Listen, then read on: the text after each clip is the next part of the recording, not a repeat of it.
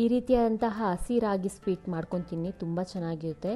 ಇದು ನಾವು ರಾಗಿ ಆಗೋಕ್ಕಿಂತ ಮುಂಚೆ ಗ್ರೀನಾಗಿ ಬರುತ್ತಲ್ಲ ಅದು. ಸೊ ಅದನ್ನು ಯಾವ ರೀತಿ ಮಾಡೋದು ಅಂತ ನೋಡೋಣ ಬನ್ನಿ.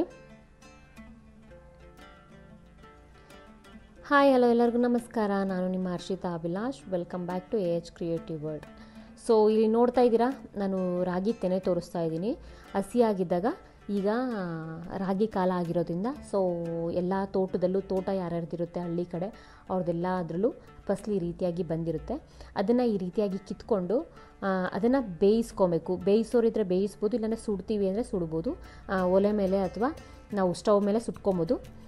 ನಾವೇನು ಮಾಡಿದ್ವಿ, ಇದನ್ನ ಒಂದು ತಪ್ಪಲೆಯಲ್ಲಿ ಬೇಯಿಸ್ಕೊಂಡು ನೋಡಿ ಈ ರೀತಿಯಾಗಿ ಒಂದು ಬಟ್ಟೆಗೆ ಹಾಕ್ಕೊಂಡು ಅದನ್ನು ಚೆನ್ನಾಗಿ ನಾದಬೇಕು. ನಾದಿದಾಗ ರಾಗಿ ಏನಿದೆ, ಇವಾಗ ನಾವು ಒಣಗಿರೋ ರಾಗಿ ನೋಡ್ತಾ ಇದ್ದೀವಿ, ಕಪ್ಪು ಕಲರ್ ಇರುತ್ತೆ ಅದು.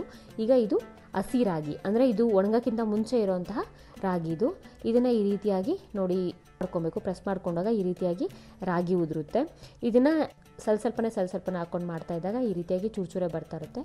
ಇದನ್ನು ಬಿಸಿಯಲ್ಲೇ ಮಾಡಬೇಕು ನಾವು. ಸ್ವಲ್ಪ ಆರೋದ್ರೂ ಆ ರಾಗಿ ಉದ್ರಲ್ಲ, ಅದಕ್ಕೋಸ್ಕರ ಬಿಸಿಯಲ್ಲೇ ಈ ರೀತಿಯಾಗಿ ಮಾಡ್ಕೊತಾ ಬರಬೇಕು. ಈ ರೀತಿಯಾಗಿ ಒಂದೊಂದೇ ಮಾಡ್ತಾ ಬಂದರೆ ಸೊ ನೋಡಿ ಒಂದೊಂದು ಸತಿ ಮಾಡಿದಾಗೂ ಒಂದು ಚೂರು ರಾಗಿ ಸಿಗುತ್ತೆ. ಅದನ್ನು ಎತ್ಕೊಂಡು ಒಂದು ತಟ್ಟೆಗೆ ಅಥವಾ ಒಂದು ಬೌಲ್ಗೆ ಹಾಕ್ಕೊಬೇಕು. ಸೊ ಈ ರೀತಿಯಾಗಿ ಸ್ವೀಟ್ ಮಾಡ್ಕೊಳ್ಳಿ, ನಿಮ್ಮ ಮಕ್ಕಳಿಗೆ ತುಂಬ ಇಷ್ಟಪಡ್ತಾರೆ, ತುಂಬ ಚೆನ್ನಾಗಿರುತ್ತೆ. ಆ್ಯಕ್ಚುಲಿ ಮಕ್ಕಳಿಗೆ ನಾವು ಚಾಕ್ಲೇಟು, ಕುರ್ಕುರೆ ಮತ್ತು ಬೇರೆ ಅಂತಹ ಫುಡ್ ಕೊಡೋದಕ್ಕಿಂತ ನಮ್ಮ ನ್ಯಾಚುರಲ್ ಆಗಿ ಮನೆ ಹತ್ರನೇ ಬೆಳೆದಿರೋ ಅಂತಹ ರಾಗಿ ತೆನೆಯಲ್ಲಿ ಈ ರೀತಿಯಾಗಿ ಸ್ವೀಟ್ ಮಾಡಿ ಕೊಡ್ಬೋದು. ತುಂಬ ಟೇಸ್ಟಿಯಾಗಿರುತ್ತೆ. ನಾವೆಲ್ಲ ಚಿಕ್ಕ ಮಕ್ಕಳು ಮತ್ತು ಈಗಲೂ ಅಷ್ಟೇ ಊರಿಗೆ ಹೋದರೆ ತುಂಬ ಇಷ್ಟಪಟ್ಟು ತಿಂತೀವಿ. ಸೊ ಅದಕ್ಕೆ ಸ್ವಲ್ಪ ಎಳ್ಳು ಹಾಕಿದ್ರೆ ಚೆನ್ನಾಗಿರುತ್ತೆ. ಅದಕ್ಕೋಸ್ಕರ ವೈಟ್ ಎಳ್ಳನ್ನ ಎತ್ಕೊಂಡಿದ್ದೀನಿ. ಮತ್ತು ಹಾಗೆ ಬೆಲ್ಲ, ಸಕ್ಕರೆಗಿಂತ ಬೆಲ್ಲ ಹಾಕಿದ್ರೆ ತುಂಬ ಟೇಸ್ಟಾಗಿರುತ್ತೆ. ಸೊ ಇಲ್ಲಿ ಬೆಲ್ಲ ಎತ್ಕೊಂಡಿದ್ದೀನಿ. ಹಾಗೆ ಇಲ್ಲಿ ಕೊಬ್ಬರಿ ತುರಿ, ಒಣ ಕೊಬ್ಬರಿ ಎತ್ಕೊಂಡ್ರೆ ತುಂಬ ಚೆನ್ನಾಗಿರುತ್ತೆ. ಹಸಿ ಕೊಬ್ಬರಿ ಬೇಡ, ಒಣ ಕೊಬ್ಬರಿ ಎತ್ಕೊಳ್ಳಿ, ತುಂಬ ಚೆನ್ನಾಗಿರುತ್ತೆ, ಟೇಸ್ಟಿಯಾಗಿರುತ್ತೆ. ಸೊ ನೋಡಿ ಈಗ ನಾನು ಇದಕ್ಕೆ ಹುರಿದಿಟ್ಕೊಂಡಿರೋಂತಹ ಎಳ್ಳನ್ನು ಹಾಕ್ತಾಯಿದ್ದೀನಿ. ನಿಮ್ಗೆ ಎಷ್ಟು ಬೇಕೋ ಅಷ್ಟು ಹಾಕ್ಕೊಳ್ಳಿ. ನಿಮ್ಮ ಮನೆಯಲ್ಲಿ ಎಳ್ಳು ತುಂಬ ತಿನ್ನಂಗಿದೆ ಜಾಸ್ತಿ ಹಾಕ್ಕೊಳ್ಳಿ, ಇಲ್ಲಾಂದರೆ ಕಡಿಮೆ ಹಾಕ್ಕೊಳ್ಳಿ. ಹಾಗೆ ಕೊಬ್ಬರಿ ಮತ್ತು ಸ್ವಲ್ಪ ಬೆಲ್ಲನ ಹಾಕ್ಕೊಂಡು ಮಿಕ್ಸ್ ಮಾಡ್ಕೊತಾ ಇದ್ದೀನಿ. ಸೊ ನಿಜವಾಗ್ಲೂ ತುಂಬ ಇಷ್ಟಪಡ್ತೀರಾ, ಎಲ್ಲ ಮಕ್ಕಳು ಅಷ್ಟೇ ತುಂಬ ಇಷ್ಟಪಟ್ಟು ತಿಂತಾರೆ.